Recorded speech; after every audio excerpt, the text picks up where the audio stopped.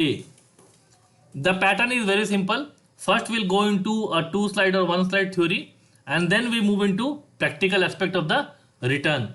So, GSTR 5 is monthly return by a non-resident foreign taxpayer.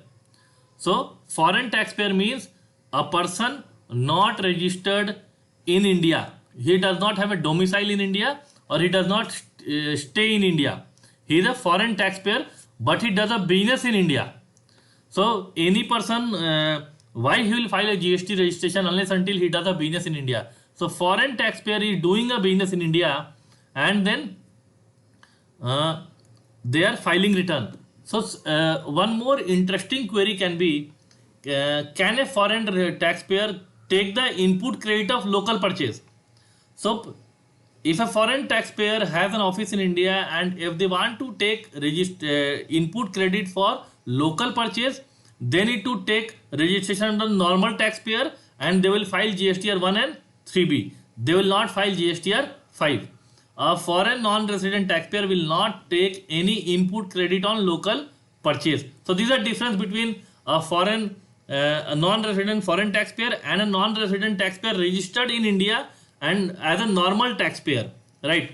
So he has both the options: either not registered as a normal taxpayer in India, file GSTR 5, okay, or register in India as a normal taxpayer, take credit on purchase by your for any procurement in India. If you'll see 17.5 ineligible credit, 17.5 ineligible credit or block credit, there is one entry called any procurement by non-resident foreign taxpayer. So any procurement in India by a non-resident foreign taxpayer is an ineligible credit for that taxpayer, right? So again we'll move to it.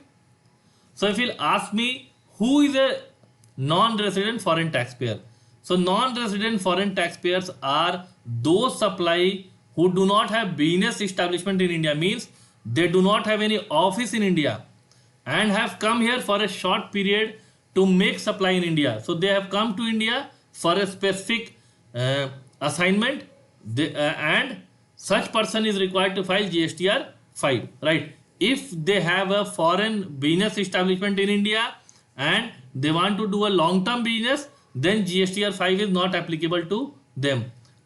Sports person, generally you cannot say, because when you will deal with this return and all, you will come to know. But generally this GST and all will not be applicable to a sports person as a normal per se. But yes, you can say that okay, a sports person is there, but generally a sports person will not procure anything from outside India and sell anything in India. He will come, he will show his skills, and he will take his fees. On that fees, GST may or may not be applicable depending on his residential status or whether it is a supply or not a supply. So all that aspect can be dealt later on, but as of now, a non-resident foreign taxpayer means a person registered outside India, like a person registered in USA. He has a order in India, he has come to India, or he has dispatched goods in India, he has sold that goods, and hence he has to file GSTR 5, right? Next, what is form GSTR 5? So normally if you'll see, GSTR 5 is filed in case if a non-resident taxpayer does not wish to avail ITC on local procurement, right? Local procurement, he will not get any ITC, right? If they want to avail ITC, register as a normal taxpayer, file GSTR 1 and GSTR 3B. What are the preconditions? Number 1, he has to get himself registered as non-resident taxpayer with a valid GSTN, and second, he should have a valid user ID and password. Now don't get confused with taxable casual registration and non-resident foreign taxpayer. Casual registration is taken by an entity which is already registered in India in any one state, right? But he wants to do a business in some other state, but the business is temporary. So what he will do, like an exhibition he wants to participate. What he will do, he will take a casual taxable registration in the different state, he will complete the exhibition, he will come back, right? So there's a difference between local casual taxable person and non-resident taxpayer. Next, what is the due date for filing this return? So generally, if the registration is for less than 30 days, if the registration is for less than 30 days, he will file the registration from the date of registration to the date of completion within 7 days, right? And if it is for more than 1 month, then monthly registration he has to file by 20th of next month, right?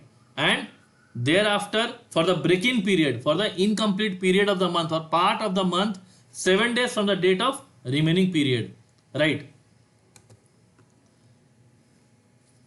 When can a non-resident taxpayer claim refund? So refund will only be claimed for the cash ledger. So suppose I am anticipating a tax of 10 lakh rupees, but I deposited 11 lakh rupees in the cash ledger, and then I have completed my assignment, and post completion of assignment, what I have found out that I have a balance in my cash ledger. Remember friends, cash ledger only. So after the filing of last return, and I do not have any liability, means zero liability, I can claim a refund of my major and minor head, or whatever amount is left out, I can claim a refund of that amount, right? Now friends, we will move on to the practical aspect of GSTR 5. So go to return dashboard. So remember one more thing, once I am registered as a foreign taxpayer, I will not have GSTR 1, 3B, 2A and all in my dashboard, because any return filing dashboard is based on the profile of my registration. If I am registered only as a TCS or TDS service provider, I will not have any other return except for TDS and TCS, right? So remember friends, if I am registered as a composition dealer, I will only have GSTR 4 and 4A in my dashboard. If I am registered as a foreign non-resident taxpayer, I will only have GSTR 5. I will not have any other return in my dashboard. So we have to remember one thing, this GSTN portal is designed in such a way that based on my profile of registration, my returns will get visible. So if someone is saying that I am not able to see GSTR 1 and 3B, I am only able to see GSTR 8. So it means your registration is not a regular taxpayer, you have taken a registration under some other head, right? So from the return dashboard, select year, select month, and then prepare online. There is no offline template for filing of this return, right? Prepare online. Next. So, sorry. Yeah, this is your table. Remember friends, for linking this table, remember GSTR 1. So anyone or any of you who has attended GSTR 1 return series, you will relate this return very easily, right? So you will have import of goods. Now am I visible? Or wait, I'll just switch on one more light.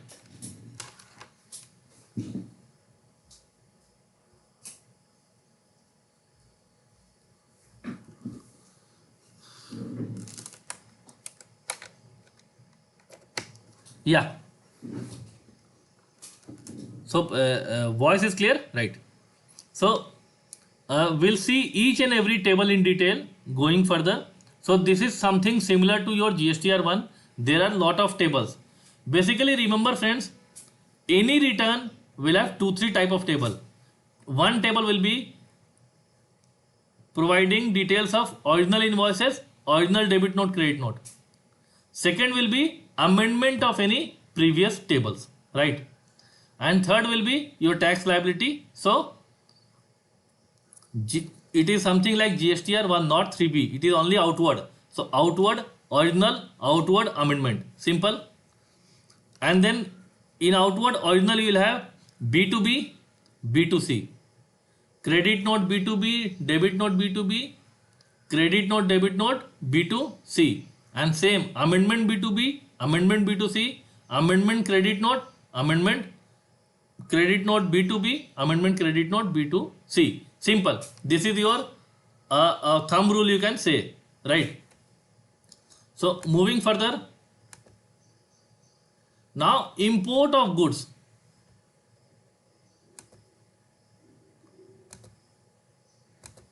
Right. Import of goods, friends. Since he is a non-resident taxpayer, he is bringing goods from outside India. So import of goods. When I import, I'll file my bill of entry. And I'll pay what? BCD, basic custom duty, and IGST. In his case, he will pay the tax in custom portal. Right? So see here, once you click in import of goods table, you will have add BOE, means bill of entry. Bill of entry is filed when you import something to India, right? When you export, you will file shipping bill. So he will add bill of entry, right? Next.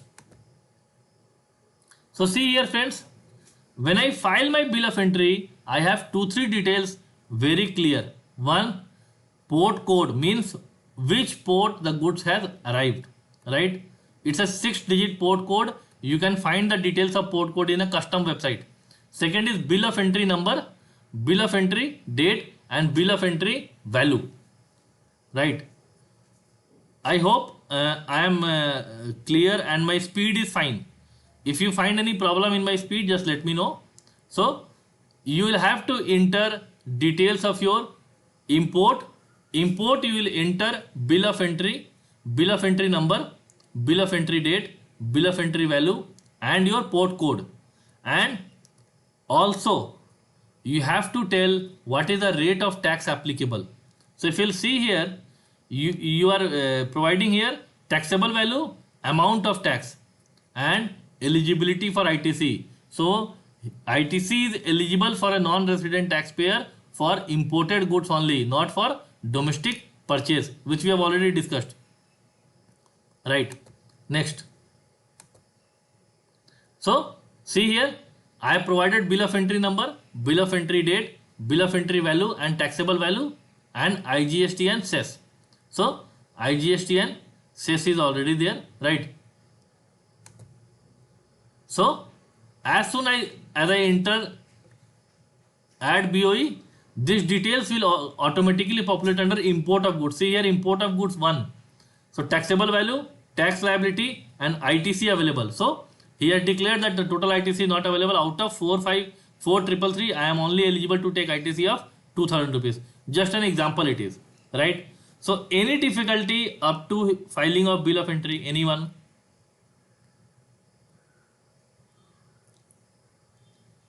So I'll proceed. Yeah. So next will be outward supply made, right? So out of this bill of entry, so bill of entry is my incoming. So goods have arrived. Now I am selling it to someone in India. So I am selling it to someone in India. I'll press outward supply made. And once I click outward supply made, you will see the second table. It is add details, means add invoice wise detail for outward supply. See here. It is GSTN wise, means B2B. A foreign taxpayer is selling to someone in India whose GST number is already there. So see here, first table will be receiver GSTN, and once I click the receiver GSTN or provide the receiver GSTN, receiver name will auto populate because the details are already fed in the GSTN portal. So GST number you put, GST name will automatically come, and then it will be invoice number, invoice date. Based on my receiver GSTN, the system,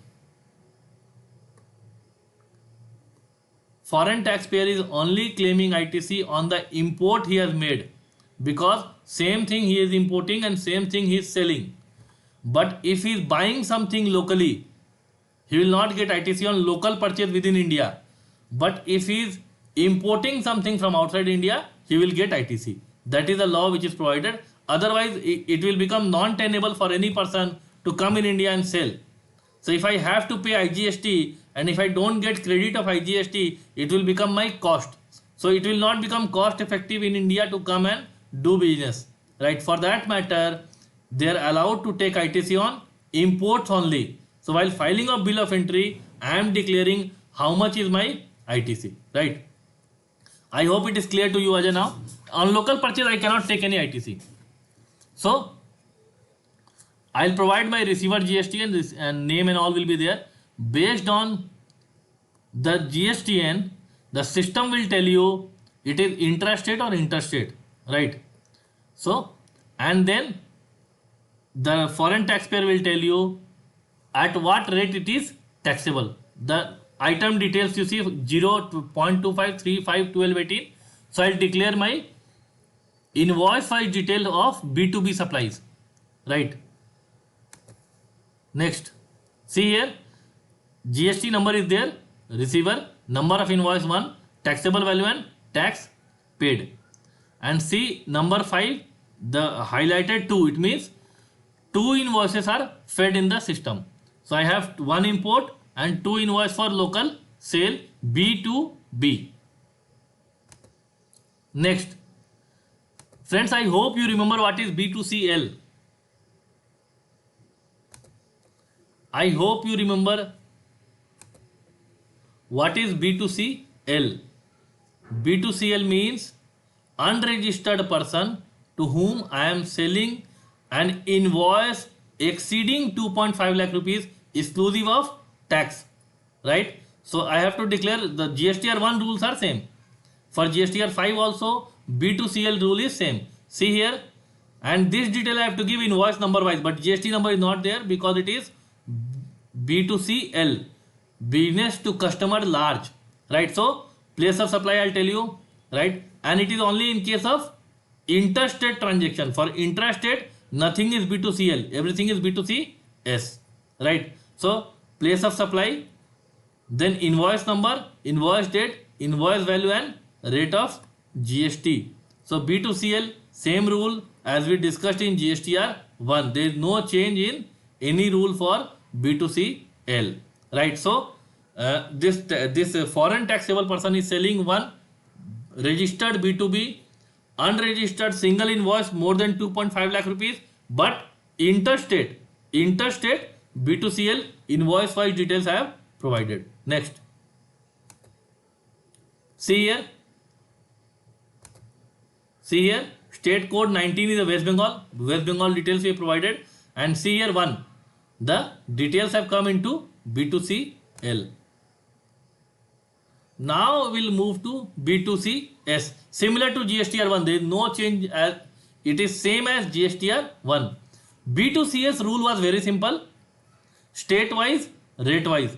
I hope you all remember B2CS, state wise, rate wise, right? So same rule is applicable here. There is no change in the rule, right? See here, B2C, add details. Once you go to add details, see here state code, and rate. So Telangana 5%, 12, 18, 28,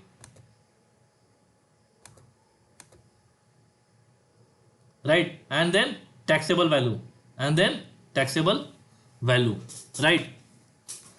So next is your, see here, the invoice are appeared. So state code, I don't know what is happening, why it is going on, right? So state code is Karnataka 5, taxable value IGST, right? So state wise, rate wise, Karnataka 5%, total is this amount, total tax, same as GSTR 1, no change.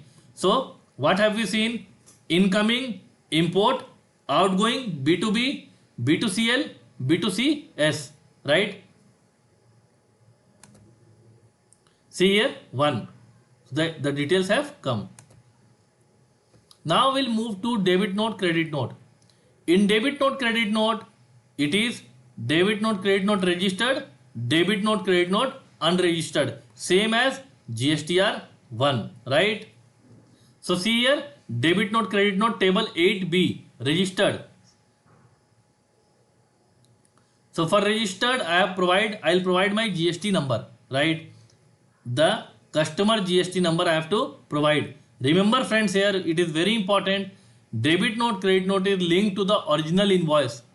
So I also have to provide the original invoice number and original invoice date against which this debit note or credit note is issued. So when I put my receiver, so suppose GST number is 21 ABC and invoice number is 1 against which I am putting the debit note, credit note, and by mistake I have selected GST number as wrong, and once I select 1, the system will not let me put the GST number, the debit note, credit note. Why?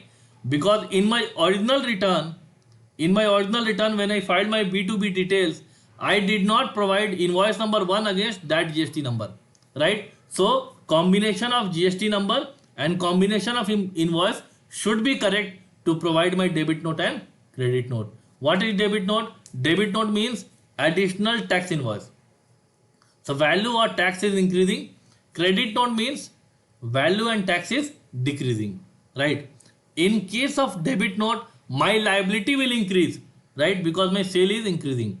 In case of credit note, my liability will decrease because I am issuing a credit note to the person. Consequently, once my liability is increasing, the receiver input credit will increase. If my liability is decreasing, as per section 15, the recipient has to reduce input tax credit for the credit note. That is where in GSTR 2A, if you have seen, there is a table for debit note, credit note as well, right? So see here, 29, this Bangalore number is there, number of invoice 1, taxable value. See here, this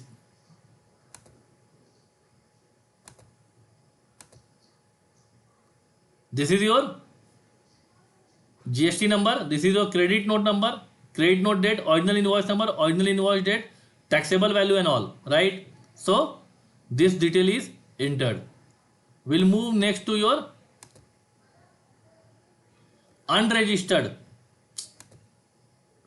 So in case of unregistered, I do not require to give a GST number, right? Because there is no GST number in case of B2C S or B2C L, right? So add, then if you click on 8B, then add debit note or credit note for unregistered B2C S or B2C L. See here, note type means debit or credit. Enter your number, so this is your mandatory details. These are your mandatory details: debit note, credit note number, debit note, credit note date, and again you have to link it to original invoice, right? This original invoice may not be fed in the GSTN portal, but you have to provide. Why? While making your sales register, you will issue an invoice to the person, though you will not report in the GST return, but still you might have issued a invoice number. So that is where the system is asking original invoice number, original invoice date, right? And then the rate of tax. Next, now we'll move to amendment part. So till now what have we done? Import of goods, my receipt, right? I don't know why this is happening today. So what have we done is import of goods, right? Then outward B2B, B2CL, B2CS, debit note registered, debit note unregistered. That part is over. Now we'll move to amendment. Amendment means any previous return I might have committed a mistake, or any wrong details I have provided, or any incorrect particulars is provided, and now I want to correct it. So correction 1, import of goods. I have imported something, I have made a mistake like shipping bill number, shipping bill date, or any detail, right? The search criteria will always be, bill of entry number and port code, right? Because I have already linked my original detail under bill of entry number and port code. So for searching any correction, so correction will be made bill of entry wise. Correction will not be made amount wise. First we have to select bill of entry. So bill of entry number and port code I have to provide. See here at the down part, financial year, port code and bill of entry. Then amend bill of entry. What can you amend now? See here.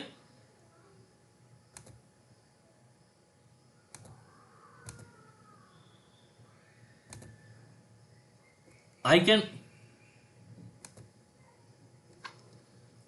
amend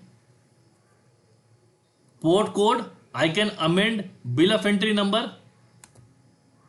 Sorry. I can amend bill of entry number, I can amend bill of entry date, I can amend anything. So I can amend port code, bill of entry number, bill of entry date, bill of entry value, tax or ITC detail also I can amend. So any mistake which you might have committed earlier, you can amend subsequently. So all the details for bill of entry can be amended. You can revise bill of entry number, bill of entry date, amount, original your port code you can revise, bill of entry amount you can revise, ITC eligibility also you can revise. So earlier you might have said that out of 5,000, 2,000 is eligible. Now you are saying out of, you can amend any number of time. But again, remember the due date for amendment is filing of September return. That is there, right? And in this case, the registration he is taking for a shorter period of time. So you do not have long time. So before your submission or before your surrender of registration, your amendment can be made. So you cannot, in this case, you cannot wait for your annual return or September return. In this case, this person is taking registration for 1 month, 2 months or 3 months only. Like one return or two return he will file. So while filing the second return, he will amend the details for first return. That's all. He cannot go beyond and amend anything, right? Next. So outward supply you can amend now. So what is outward supply? B2B. Outward supply means B2B. So the trigger is invoice number. So once you put the invoice number, the system will automatically give you the old details. Old detail gray means this is the original detail. And white table means you can amend the details. What can you amend? Invoice number, invoice date, invoice value, place of supply, rate of tax. So B2B also you can amend. You can also amend GST number. So instead of A, you have sold the goods to A, but you have showed in return as B. So GST number is different. You can amend the GST number as well. You see here, receiver GSTN means you can amend for B2B sales like GSTR1, same like GSTR1. You can amend GST number, invoice date, place of supply, taxable amount, tax amount, rate of tax. Any amendment you can make here, right?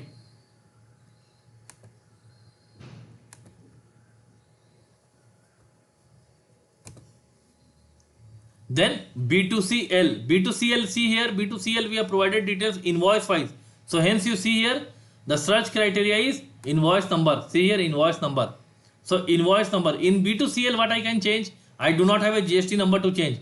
I cannot change the GST number. What I can change? I can change invoice number, invoice date, place of supply I can change, right? And I can change the rate of tax. I can change the rate of tax. Next, B2CS. B2CS, I did not provide the details of B2CS, your invoice wise, right?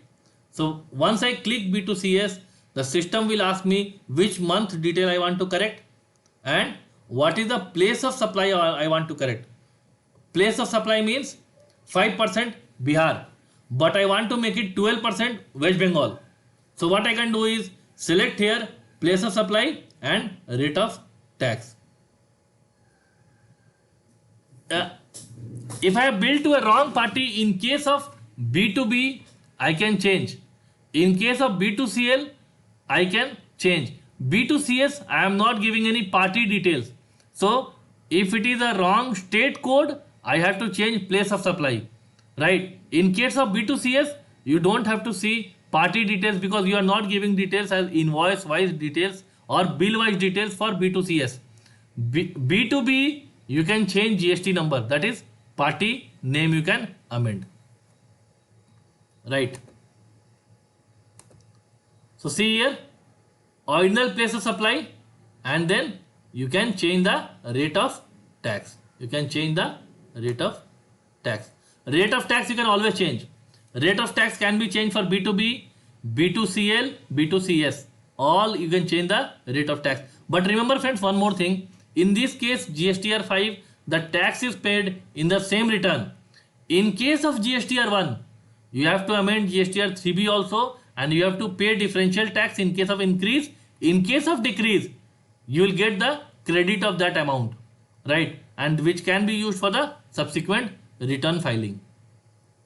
So see here, B2CS, you can change the place of supply, upload, you can change the place of supply, and then the details can be edited. See here, action button, blue edit. Edit means you can edit any details. You can change your place of supply, you can change taxable value, you can change IGST. So it can also happen that I am registered in Telangana and I have shown in the return that I have sold in Bihar. It has become interstate, right? Now actually it is sale in Telangana, so it is intrastate. What will happen and what does the law say?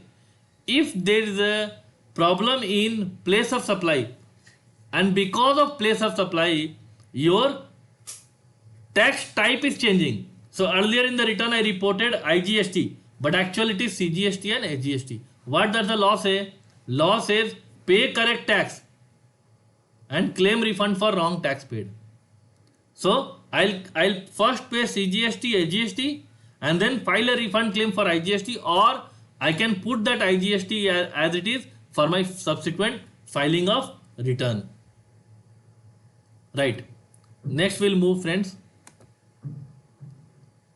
Amendment credit note, debit note. Same here. Amendment credit note, debit note is B2B amendment. B2B credit note amendment means credit note wise I can change. See here. Receiver GST number, receiver name. What I can do change is your credit note number, credit note, date, and original invoice number and date I can change. I cannot change the GST number. Now you'll ask me why I can't change the GST number. Because while filing my original detail for that GST number, I have provided an original invoice number. So if I want to change a GST number for credit note, debit note, I have to go 2 steps back. First step, amend the invoice, change the GST number, and then again come back and change the GST number for debit note, credit note. So you have to make 2 amendments.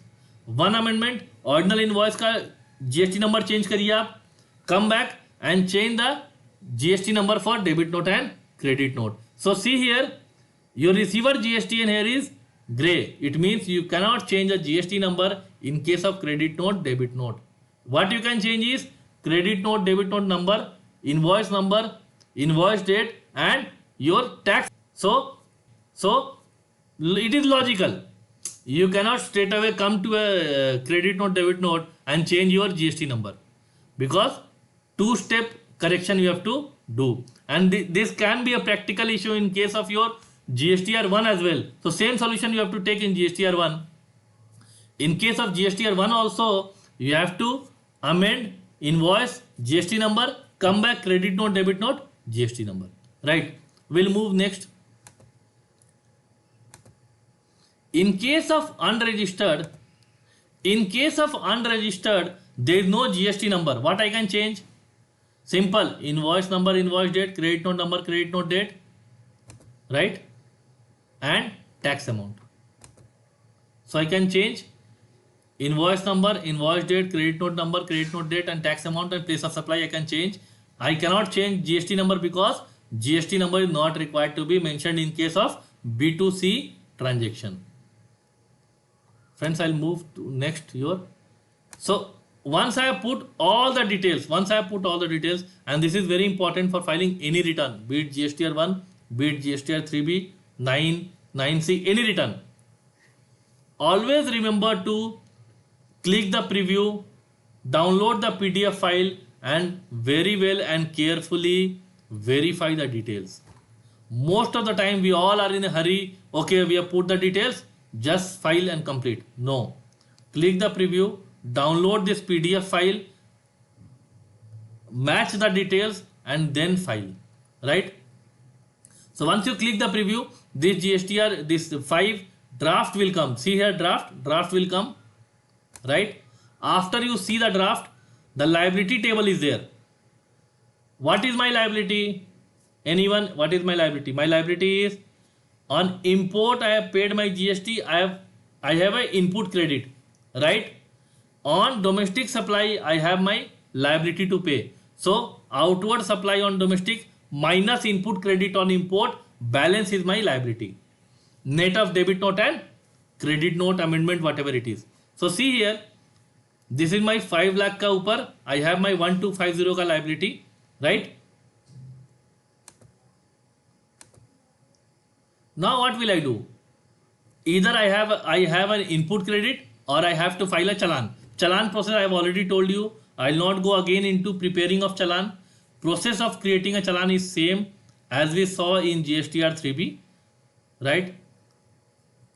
RCM is applicable or not? Yes, if they are taking any service in India for GTA and all, RCM is applicable, but they cannot take any credit. They cannot take any credit. Import also, actually they are paying tax under RCM. So while filing of bill of entry, they are paying tax under reverse charge only.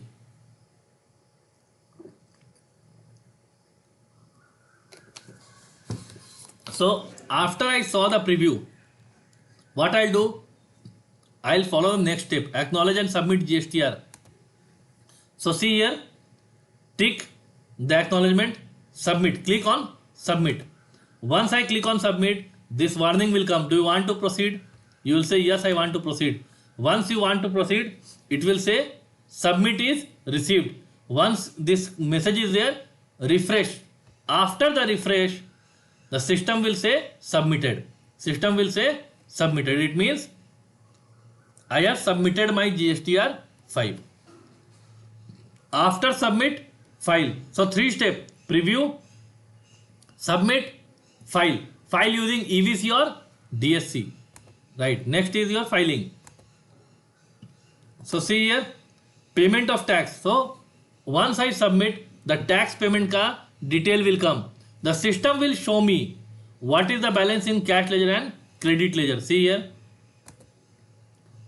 check ledger balance. So if you click here the check ledger balance, in the second box, this box will open. It will say how much is my balance of cash ledger and credit ledger, right? Based on that balance, offset liability. Offset liability means I am paying my tax after utilizing my cash balance and my credit balance. For a simple example, I'll tell you, on import, I have 100 rupees input credit, right? My liability is 300 rupees, 200 rupees I paid cash. So total 300 rupees I have in my balance, in my ledger, electronic cash and credit ledger. Once you click on offset liability, the system, what they will do is, they will debit your ledger and complete your payment. See here, offset successful. Same process is for GSTR 3B as well. And see here, tax payable and paid. Liability payable 76514, liability paid 6514. See here, in this table will get automatically updated. Tax payable and tax paid, right? And then we'll move on to filing of deposit made by him. So it will become your input credit na. Whatever deposit he has made will come under input credit, your electronic credit ledger. So the whatever input he has while payment of import, it will come automatically under input credit ledger, right? Based on declaration of ITC. So next we'll move on to filing. So Once you have submitted, you have paid the tax, you will move on to the next button, that is file. You can file through EVC or file through DSC. Generally, if the person is an individual, he will file through EVC. If the person is a company or a corporate, they will file through DSC. Right? See here, you select the name and verify through OTP. OTP will come to you. System will say, do you want to proceed? You say, yes, I want to proceed. And then the system is filed. The return is filed and an ARN number will be generated. And a good practice is always to keep a copy of filed PDF return. Keep a copy of filed PDF return. Most of the time during the department audit, they will ask for a filed copy of your return, not your Excel working and all that. All that details will be there, but the filed copy return will always be